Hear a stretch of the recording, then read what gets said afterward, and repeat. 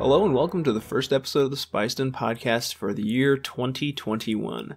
I'm your host Jacob, and today we're going to be talking about George Mann's Myths and Fables and a little bit about the Mandalorian Season 2 Gallery Special. It's been a few weeks, so I took a little time off before the holidays to just recharge. I wasn't really, to be honest, I wasn't really feeling it the past 2 weeks, just recording and editing a podcast, that is.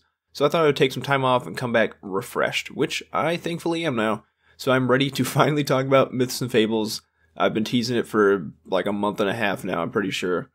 So we'll talk about that, but not before we hit a little bit of Star Wars news, as well as my thoughts on the Season 2 Gallery Special. So, of course, the biggest news is last week we had the launch of the High Republic. On Tuesday we got Light of the Jedi and A Test of Courage, as well as the Great Jedi Rescue, and then on Wednesday we got the issue number 1 of the Marvel High Republic comic book line. Monday, however, we got a announcement, sort of kickoff launch video live stream.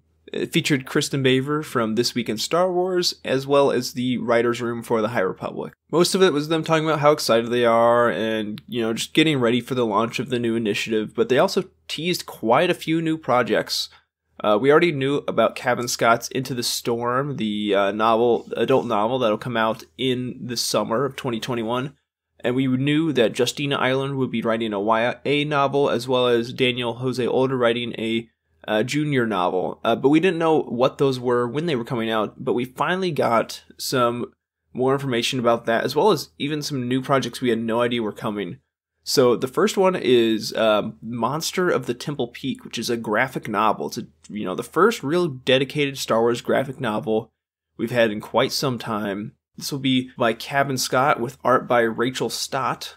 The cover features Ty York, the monster hunter lightsaber wielding warrior, who was also in his Into the Storm novel. We don't really know much about it.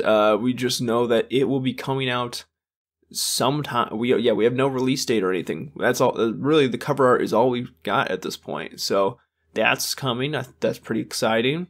We already kind of knew this, but there's going to be more Star Wars Insider fiction. There was issue 199 had Charles Sewell's Starlight Stories, and that's going to be continuing with Justina Ireland and Cavan Scott writing some of those as well. Next, we got the announcement of Justina Ireland's YA novel, Out of the Shadows. Again, no release date for this. I would have to assume it's going to be in the summer with Into the Storm, but we got the announcement in the cover art for that. The novel features Vernestra Rowe from her A Test of Courage novel, Reith Silas from Into the Dark. And as I say this, I realize I've been saying Into the Storm the whole time for Cavan's novel. It is The Rising Storm. Into the Dark, Rising Storm. 2 different books. But anyways, moving on. And then also, it says Avon Starros is in it, who is also in A Test of Courage. There's been a little bit of confusion so the cover art features Vern and Reith and a young black woman who kind of looks like Avon Starros, but the StarWars.com said the book features Avon Starros, but then Justina Ireland on Twitter said that's not her on the cover. So I'm assuming, from what we can tell, Avon's in the book, but this character is not Avon on the cover. Even though they look very similar, they have very similar hairstyles and it's hard to tell. And this character also looks a bit like an inventor kind of mechanic person, but I don't know. Maybe it's her older sister. It's hard to tell, but we'll see. Either way, that is going to be probably coming out in the summer as well. And then we got the junior novel from Daniel Jose Older that will be Race to Crash Point Tower. So that is coming out, again, probably around the same time. The cover looks like it features Lulu Talisola, who is from his Star Wars Adventures comic book line, as well as a new Jedi, Ram Jamorim, who's described as sort of a tinkerer Jedi who his force powers he doesn't have force powers that affect machinery overtly, but he has some sort of connection there. The last big project announced was the High Republic, The Edge of Balance, which is a original manga. The script is by Shima Shinya. but Justina Ireland will also be helping to write the novel. So again, don't know when that's coming out, but it's very exciting. I love the art on this, and I'm really stoked to see that come out. But that's not the only thing that was talked about here. We got the announcement of the phasing of the High Republic. Previously, I just assumed that the books that came out right now are Phase 1 and Phase 2 would be the summer novels, but that's not the case. So first off, we have the 3 phases. They're titled Phase 1, Light of the Jedi, Phase 2, Quest of the Jedi, and Phase 3, Trials of the Jedi. And Phase 1 is going to be going through the full 2021 into 2022, is what we were told. We don't know exactly when that's going to be, but it's going to be quite a bit longer than I expected. The way they made it sound is this is like 5 to 6 year probably publishing arc, assuming all the phases are equal in time. So that's very exciting. I'm glad that it's not going to be just like a 2-year like, here's your novels and we're done. It seems like it's going to be a much more longer lasting initiative, which is very, very exciting for me. And then lastly, they are announcing a new StarWars.com show. So the Star Wars show was ended recently, but they have a new one coming up. It's going to be the High Republic show. It's a bi-monthly YouTube video series hosted by Christina Ariel. So that's very exciting. The first one is coming out, it's like the week before Into the Dark. So I'm going to take a wild assumption and say they're going to have Claudia Gray on there, maybe hyping up the book.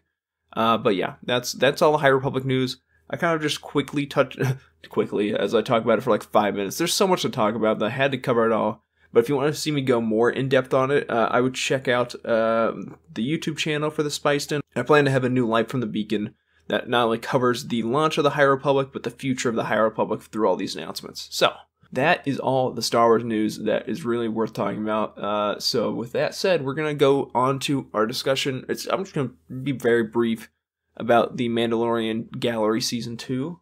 So, this was very different. We were told that the gallery was going to be out on Christmas Day, and it was. I was really excited to see what they were going to do with it. I love Season 1. I really like behind-the-scenes documentary stuff. Empire of Dreams is on Disney Plus, and that's absolutely fantastic. If you're a big original trilogy fan, highly recommend that. But I loved the first season of the gallery, and there's they had 8 episodes that all were very clear. Here's a different side of production.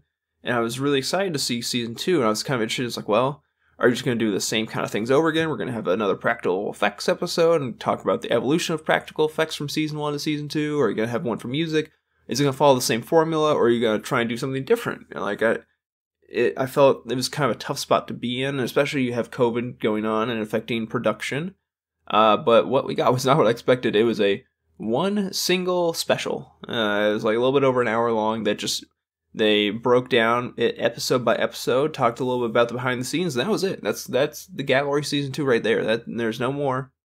That was all we got, which was a little disappointing. I understand with COVID that it wasn't possible. It probably was not possible. I don't know exactly to do what they did with Season 1.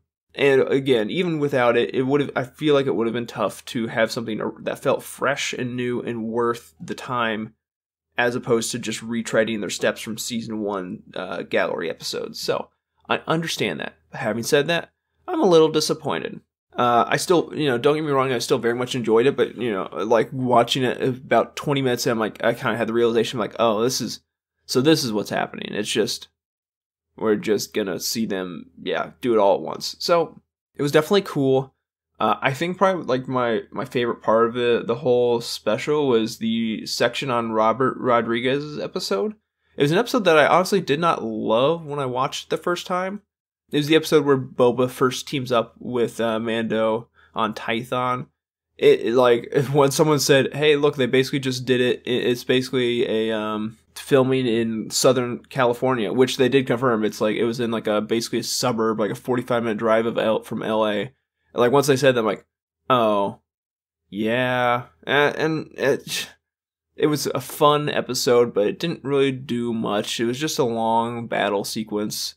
That was cool, but I kind of wanted more from it. So, but I feel this gallery episode gave me a much higher appreciation for what happened Because really this section, rather than focusing on the episode, really focused more on Robert Rodriguez as a person, and like just kind of like him hanging out with the cast and crew behind the scenes. A lot of Tamara Morrison. It was very exciting. It was cool to see how excited he was for it.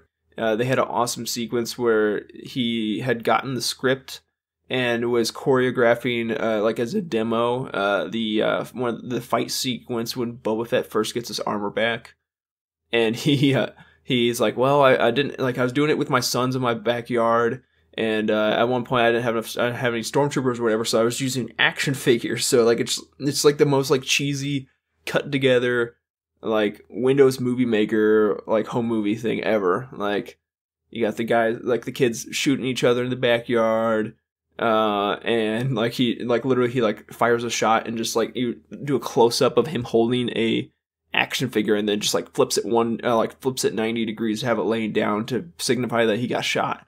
And it's just like the coolest, like it just felt so home movie kind of like it's something I would have posted on YouTube when I was like 13. I love that. So just seeing that kind of passion, it's hard, you know, when you watch an episode and you're disappointed by it, I think you're not thinking of everything that went into it. And, you know, I'm not saying you can't be critical, but being presented with this other side of things, I think gives me a great appreciation for what was done, just with the episode in general, and just with any sort of media as a whole. You know, it's a lot harder to be critical when you see the love put into something. So, just my thoughts there. I am very disappointed that they didn't like talk about Luke whatsoever. Like, I would have loved, like, you don't even have to tell me, like, you don't have to touch on like the story significance of it. I get that it's significant, and everyone gets that it's significant. I would have just liked to see how, like, what the technology went into, you know, deep faking Luke Skywalker onto this stunt double, this body double. That's very interesting to me, and it's like, oh, like, yeah, regardless of the fact it was Luke or whatever, like it could have been anyone, but I just wanted to see how they pulled it off and like what the you know, the technology that goes into it. That felt like a perfect thing to talk about this episode, but they didn't. So a little disappointing that they like didn't even pay reference to it whatsoever, but it is what it is. I had fun with this special overall. It's enjoyable. I just if I can be critical at all, it's just I wanted more. So I don't think that's a bad place to be. It's fun. If you like that kind of thing, you can check it out. But with that said, we're finally going to touch on Myths and Fables by George Mann.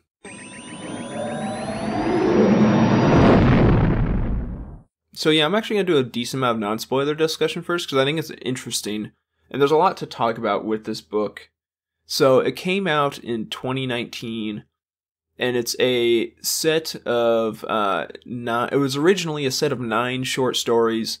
It's targeted at younger readers, but I think it's enjoyable for whoever reads it. I've had actually a written review up on the spicedin.com for quite a while, so I will link to that in the YouTube description. Or you can go spicedin.com and check that out if you want to. But it's very interesting. So yeah, it was 9 short stories.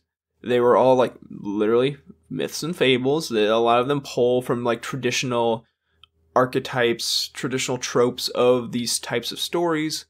Some of them are very overt in that, and some of them are less so. There are some that are just like, it's some of them like I read it and it's like, oh, that is the tortoise and the hare, but Star Wars. But then there are others that are just, it's in a more original feeling story set in the Star Wars universe that achieves the same, you know, moral lesson that a traditional like Aesop's fable would. So it was good, but here's the but. I'm going to be talking about the Galaxy's Edge version of the book, which is not cheap. So the original version, you can buy that anywhere. You can get it on Amazon. It's, you know, it's not that bad. It's a regular book, and that has 9 stories. There's another version that was released it was a Target exclusive. So like, you know, the summer Target did a lot of Galaxy's Edge merch. 2 of those items were an exclusive version of Myths and Fables and an exclusive version of the follow-up, also by George Mann, Dark Legends. Each of them originally had 9 stories, but the Target version had an additional 3 stories. The problem is that book was nearly impossible to get if you just went to Target, unless you were there the first day, or unless for some, like, my target is like a wasteland of stocking. Like I've told people, when I've talked to people about this before, like, especially like COVID times, it looks like I'm trying to shop at Super Duper Mart in Fallout 3. Like, it's bad. And I don't live in it's in a pretty affluent area, so it doesn't make sense. But anyways, that book was nearly impossible to find. I have actually looked in the past week, and it's really not hard. Like, it's not bad on eBay. Or at least I looked at Dark Legends. But like, you can get it for like under $20, which is pretty solid. But yeah, there are 3 additional stories through there. In addition, there are 3 additional stories on top of those 3 in the Galaxy's Edge version. But the thing is, the Galaxy's Edge version is not cheap. It is, well, one, you have to, it's in stock as of me recording this on Sunday, but it has gone in and out for a while. I think it's probably safe now. We've gotten through the initial wave of people ordering it because it came out in October, but it is $45. And okay, it's a beautiful book. It's I have the collector's edition of Thrawn, Chaos Rising behind me. And honestly, Myths and Fables is up there. And the Thrawn book was $150. Like, it's absolutely gorgeous. There's like distressed edges of the pages. It has like a leatherish binding. Well, it does have like leather like straps on the binding rather than a spine. And the covers, amazing. It's gorgeous. It's amazing. But it's $45 for the thing is, I don't understand who this book is made for. This version of the book. It's obviously, well, the answer is diehards, like the collectors, the canon completionists, because I cannot imagine spending $45 on a collector's item for a child that, they're not going to get that level of appreciation out of it. And it's a book. Like, it's like, God bless, like, I love books. I have a podcast mostly about Star Wars books. But yeah, I have a hard time reconciling the value proposition of this edition of the book. For me, and for other people like me, it's fantastic. If you can find it, and you just like, if you can find it for a reasonable price, I think the Target version is probably the better edition for you, unless you're a completionist. Having said that, one of the best books, or one of the best stories in the whole thing is in the Galaxy's Edge version, so that makes it tough as well. But anyways, having said that, I'm just going to kind of run down and talk about the stories in a more spoiler fashion. Like, I had to get this initial, just rant out of the way. I put all that aside, I love the book. I thought it was fantastic. I didn't care that it was targeted at people 10, 20 years younger than me. More than 10. Definitely more than 10. It was phenomenal. I loved it. But there is the whole thing with, charging $45 for book DLC. But anyways, so we're just going to kind of run down the stories, talk about them briefly, highlight the ones I love the most, and go from there. So the first one is The Knight and the Dragon, and it is very nice. It is the cover art. Oh yeah, another thing, there's an original illustration for each chapter, and they all look beautiful. They're done by Grant Griffin. Great work there. It is the cover art of the main edition of the book, and it is it's never overtly said, but it's Obi-Wan saving some villagers, some Tuskens, from a crate dragon. It's a great story. It's very. I love the fact that they just never say, and Obi-Wan showed up. Like, they're very coy about working around it and referring to it, but not giving you that bit. It was, definitely, I would say probably maybe top 5. There's so many more stories to talk about. The next is Droid with the Heart, which it talks about General Grievous, who was it gives a backstory of General Grievous becoming who he is, that we see in Revenge of the Sith and the Clone Wars. It talks about a man who had give me cyberpunk vibes, a man that wanted to become a machine. And it's very interesting. The title is The Droid with the Heart. He takes his droid army on a mission to an icy planet, and he forces his droids to march across a tundra to catch the Republic army off guard. It would win the battle, but it would destroy a ton of droids just going through those conditions.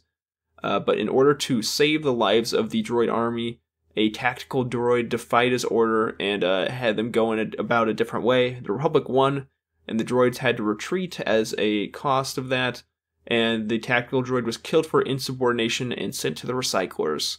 By Grievous, of course. It was then added into the other droids and became a droid legend passed down of the one droid who would save his brethren. And in the end of the story, the droid was with the heart was not the one that had the literal heart. It was not General Grievous, but it was the tactical droid that had the heart to save his fellow droids.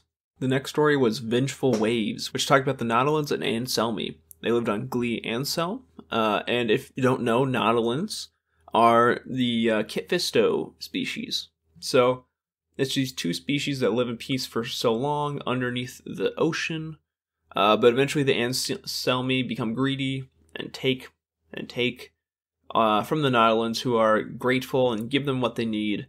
But eventually, what the Anselmi have is not enough for them. So it's an Icarus story. They create an island empire above the sea, which angers the ocean spirit, and who the spirit decimates the island, kills most of the Anselmi, and the Nautilans are sad because they lost their friends. It was cute, fun, nothing special. Again, if I sound like negative, unless I'm like actually negative, if I sound like meh about these stories, it means they're good. It's just there are also stories that are fantastic. The next story was The Wanderer. It's about a mystical Jedi Knight on Coruscant who came out of the mist into the city to save the people 3 times from it was the city of Solace, which was eventually destroyed by the Dark Wraith. The first time was fighting off a gang of pirates that was destroying this trade hub of a city. The next time, it was several years later, where the city drilled for minerals outside and disturbed a hive of monsters that wrecked the city, and he drove them back and put them back in their home underground. And then lastly, there was a giant storm that threatened to sweep away the city with a huge wave, and he pushed it back for hours until the storm passed with the force. Unfortunately, eventually the Dark Wraith came and destroyed the city, but even though he did not save them then, he was a legend long after it was gone. Next was Black Spire. There are many Galaxy's Edge related stories. Not surprising, this was kind of, especially with the Target and the Galaxy's Edge version, they were marketed to be, at least somewhat paying respects to the park. I did forget to mention, this book is written as if they were stories told to children in universe. So, the next one, is Black Spire.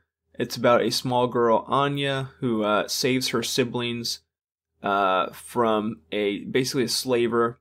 There are 4 of them that live with their widow of a mother next to a valley. They all go play in the valley, and the brother goes missing because he was kidnapped by slavers. One by one, they all try and go save him. The eldest daughter goes into town with a sickle as a weapon, did not return. Next goes with the blaster, did not return. Anya was left alone with her mother and cried out in a hollow of a tree when an old man told her she must go next. He gave her a little toy dagger made out of a branch and sent her on her way to Black Spire Outpost. There she finds the slaver and spies her siblings working in his, he had a junkyard, I believe. She sneaks into his house during the night, puts her toy dagger to his neck, and demands that her sisters and brother be released. When she returns home, all the siblings are there, freed by the man, and he leaves Batu to run to wild space to never return to steal the kids. Next is Gaze of Stone. I think this was one of my favorites. It basically tells the story of a Twi'lek who was the apprentice of Darth Kaldoth, a Bith Sith Lord, over 1,000 years ago. The story opens talking about a lone Twi'lek statue on the cliff of Moribund, also known as Korriban, that had been there for over 1,000 years. Told to be an ancient Sith warrior, which many travelers and pilgrims to the planet would come to pay tribute to. The Twi'lek was originally born as Ride Nimbus, and he had a dark energy to himself that drove everyone, including his father, away.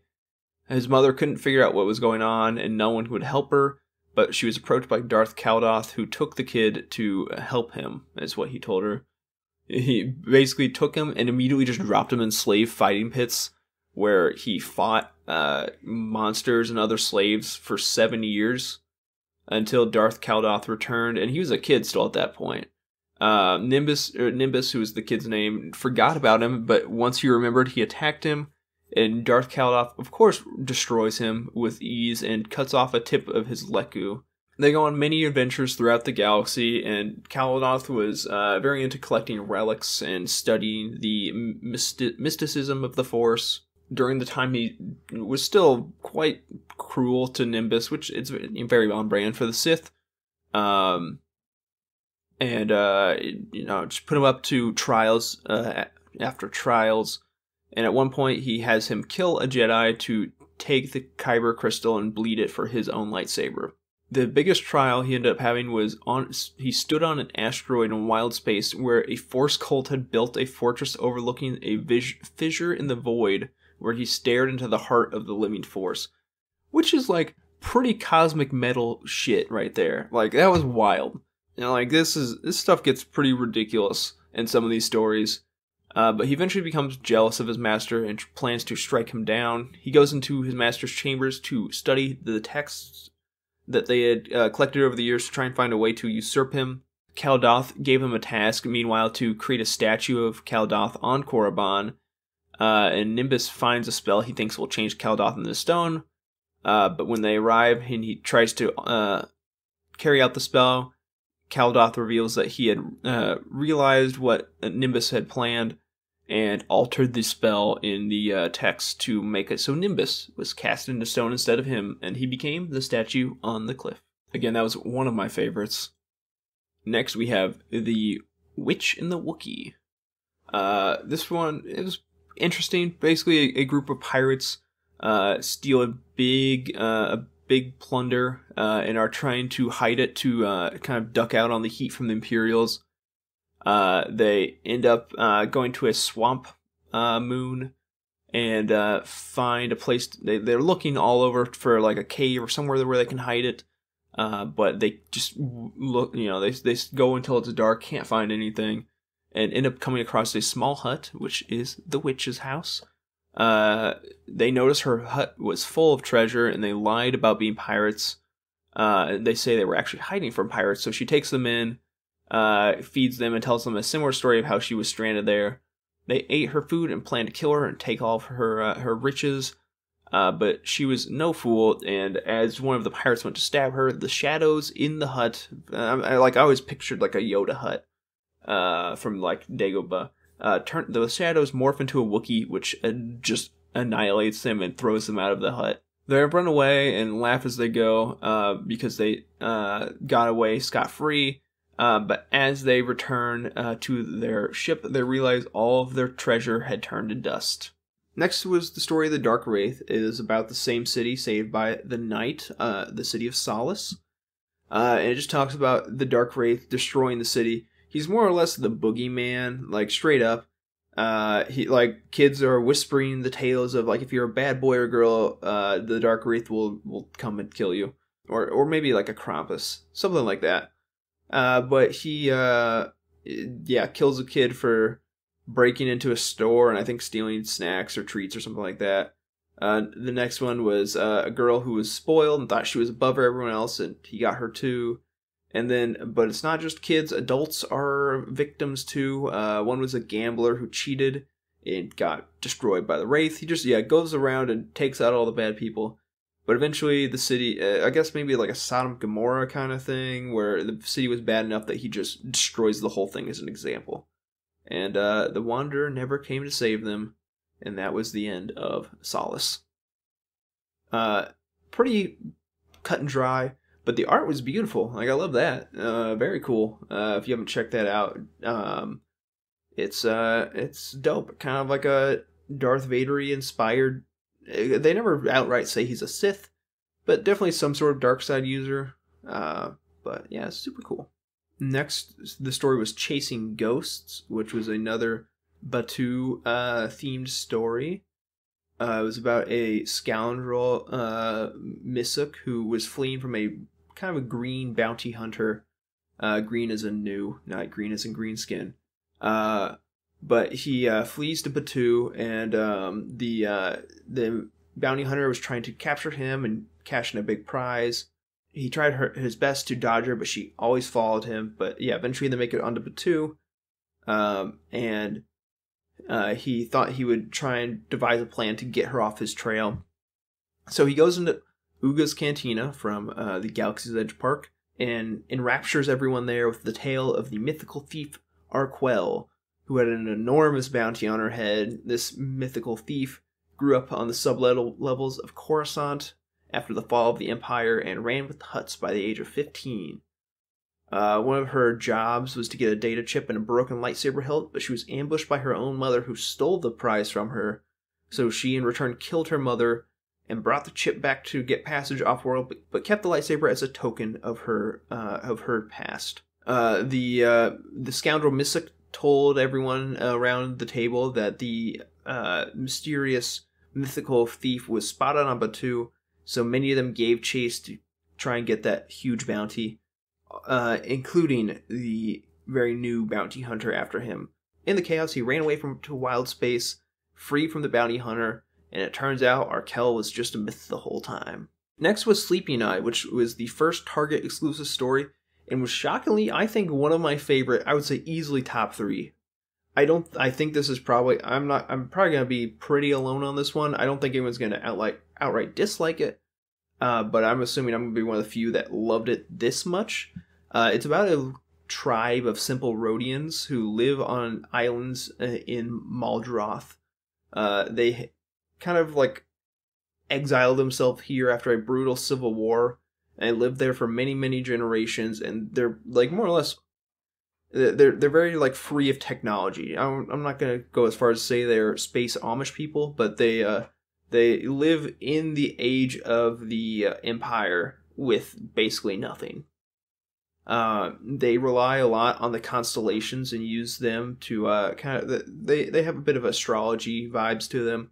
It's very beautiful, just like the comparison of the stars in the sky and the eyes of the Rhodians, which have, kind of like a star pattern to them. There was one constellation called the Sleeping Eye, and it was said if it ever opened, then they could finally forgive themselves for their past with the war and move on with their lives. The story follows Tula, who's a stargazer, who was on watch one night and suddenly spotted a giant flash in the Great Swords constellation. One of the elders said it was a sign that the eye would open soon, and there was a big celebration because they finally were hoping they could leave and feel okay about themselves again. But the next night there was a giant flare in the middle of the anvil. They weren't really sure about what to think of this one. One of the elders went into a trance and came back, speaking of a million voices crying out, and it was a bad omen. The village became distraught and dejected, but Tula, all by herself, took watch the last night, and she saw a brief spark in the middle of the eye, and there was much rejoicing. The eye was considered to open, and they would all be able to live their lives again. So, the million voices crying out, pretty obvious what that would be, but there are, so yeah, the anvil was likely the destruction of Alderaan. The explosion, or the light in the sword before that, I'm assuming is probably, well, there are two tests of the Death Star before that at Scarif and at Jeddah. I'm gonna say Scarif. That was we'll go Jeddah. Let's hard to tell. It could have even been something else. I don't know. But anyways, yeah. And then I'm assuming the explosion in the middle of the eye that caused the celebration was probably the destruction of the first Death Star. So, a very cool story. It's interesting to see this other kind of take on the galaxy, much more simple, much more separated from the technology that often dominates part of Star Wars. Next, another Target exclusive was the Leviathan. This is another kind of similar Icarus-style story. It was very long ago on the planet of Mon Cala. A Mon Calamari boy swam too deep and into a trench and awoke the Leviathan. He was adventurous, always pushing the boundaries, and he might have broken some small rules here and there, but he eventually went too far and dove to the bottom of the great Ungeness Trench. He thought the fame and fortune it would bring would get him off-world, and his friends dared him to go. Very like Nemo touch the boat kind of style. He got a ways down before turning back and had nightmares because of it. He then later, several days later, decided to go even deeper. He got so far down, he saw a yellow orb of light, but then he got attacked by a keelkana, which is a water snake, and it tried to pull him down, but he played dead to make his escape. Finally, he went out the next morning with a torch and a harpoon, and got deep enough to find the orb, but when he went to touch it, it pulled away, and it was part of the Leviathan, and the tentacle attached to this orb was large enough to destroy a city in one smack. The Leviathan ate him and just like shook the city with earthquakes for a month, and he became infamous for what he unleashed upon the city. Next is The Unwilling Apprentice, which is the first Galaxy's Edge story and one of the best. It's all about the backstory of a young Darth Maul being adopted by Darth Sidious. I will do a little bit more detail on this one because I think it's the most interesting and one I think most people will want to hear. So it talks about a boy and his brother and his mother that all live together on Dathomir. They learned a lot, but the boy, he preferred to play by himself, the boy being Maul, obviously. He had a natural affinity with the living things around him and also made sure to care for his weaker brother.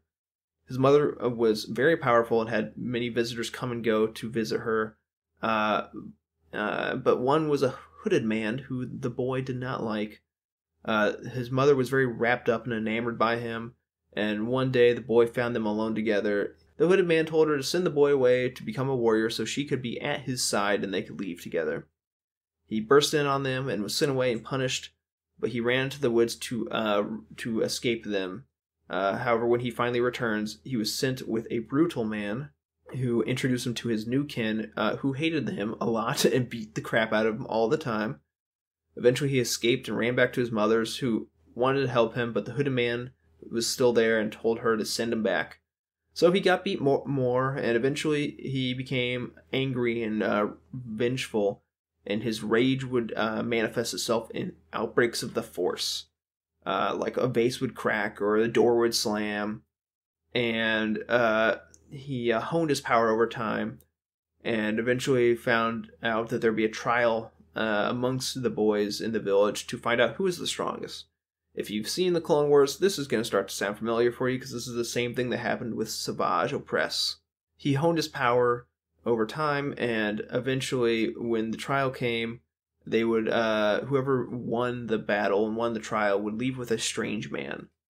The boy was banned for the fight because his caretaker thought he was garbage and weak, but when they left with the other two boys, he tore the door off the hinges in his room and headed for the arena. He then killed the keeper, who had been letting him live such an awful life, and killed the boys. But then the strange man who was going to take the winner off world turned out to be the hooded man, and he selected him as his apprentice and left his mother in the dust alone. So it was pretty sweet. This is again more development of Maul as a character from before his time as a Sith Lord, which is pretty scarce at times. So cool stuff. The next one was the Golden One. This was just silly. It was a Ewok story all about the advent of the Golden One. Basically, talking about how the Golden, like everything was awful before the Golden One arrived, and like things were bad, and the Golden One arrived and became the sun, and like led to the trees, like basically, if you've seen, it kind of reminds me of if you've seen Moana. Like how Maui describes, like how he basically created all the world by his conquests. That's kind of how the Golden One seems in this story. And I'm like, oh, cool. So C-3PO is the Golden One, but no, C-3PO is the second coming of the Golden One. Everything goes bad again when the Golden One disappears, but he manifests himself again as the C-3PO, according to the Ewok. So it was short, very silly, kind of cute. Yeah, that was that. The Unwilling Apprentice, the Maul story was a Galaxy's Edge, and then the golden one was actually the last Target exclusive version. They're actually out of order. It goes Target, Target, Galaxy's Edge, Target, Galaxy's Edge, Galaxy's Edge. So the next one, we got two more. The Silent Circle. This one was kind of cool and just different. I didn't expect it. It was another Batuu story, and it was talking about an ancient circle of trees close to ruins that were thought to be cursed. Nothing grows there, and no one has tried to build there ever. However, if you go late at night, alone with a pure heart, they will tell you a tale. So the tale goes as follows. Long ago, the trees, which were equipped with the living force, sought knowledge and decided to play God. So they basically spurred evolution and nurtured a fairy-type creature and a large mammal beast to spread the trees, the seeds of the trees all over the planet. So they sent out a colony, I think, into the mountains of trees, and they eventually nurtured aquatic species to spread the seeds to islands. The big colonies never sent word back to these sentient trees, and they weren't sure what happened to them, but eventually they finally reached back out, and there was a resource war between the tree colonies and their respective species. It got pretty bad, and eventually the fairy creatures used the living force from the trees as a weapon to just basically go nuclear in the war. And the trees, this force sapping of the trees eventually kills everything, which leads to the petrified spires in Batuu that we're familiar with. So it was very interesting and very unexpected story, but I thought it was cool. It was just different and exciting in that regard. The last is The Skiff and the Galleons, which was the tortoise and the hare story I told about earlier. It talked about Ariana Surabat, who is the discoverer of Batuu. Way long ago in the history of the galaxy, she drove her ship, the Raven Star, with a little motley crew. They picked jobs as explorers, but they were very picky about those jobs, trying to only do ones they thought were the best fit for them. One day, one of their crew members comes back with a job, and there's a planet on the edge of the Outer Rim, known as Batuu, that some people need help establishing a forward base there for fueling, and two other ships are going to try and compete with them. Although they had a nice small ship, the other competition were big flashy galleons, and their captains looked down on the lowly Raven Star ship. The crew is suspicious about the ability to complete this mission, but they pushed on. After some time of traveling out to Batuu, they found one of the galleons wrecked by pirates. They stopped and took their time and looked through the wreckage and found a crewmate, and they rescued him. He told them that when they were wrecked, the other galleon ignored their distressed calls and just trudged ahead. So they took him on even though it was going to slow him down and supplies were going to be tight. They eventually caught up to the other galleon, who had stopped to plunder a debris field for treasure outside the planets, very close to Batuu. And they basically decide to race for pink slips. Whoever wins gets the other ship. And the galleon just rockets ahead, but because of its ambition, it burned out on fuel because of the acceleration and the extra weight of the plundering they had done, and the Raven Star won because of that. So Batuu was settled with this at the Surabat Valley, and they all traded with the settlers of Wild Space and lived happily ever after. The end. So, lots of fun. I really enjoyed the book as a whole. Again, it's just the weird situation of it. If you want to read the whole thing, you have to pay $45 for a collector's edition. But you know what? I had fun, so I guess that's all that matters. Well, anyways, if you liked what you had here, check me out on thespiceden.com. I have read Light of the Jedi, and by the time you listen to this, there should be a written review up of the book. It is fantastic, and I'll be talking about that probably next week. I mentioned earlier, but there will be a new Live from the Beacon episode talking about the future of the High Republic coming out on Wednesday. So you can check that out. You can find me on Twitter and Instagram at SpicedandPod if you want to connect with me more there. And as always, may the Force be with you.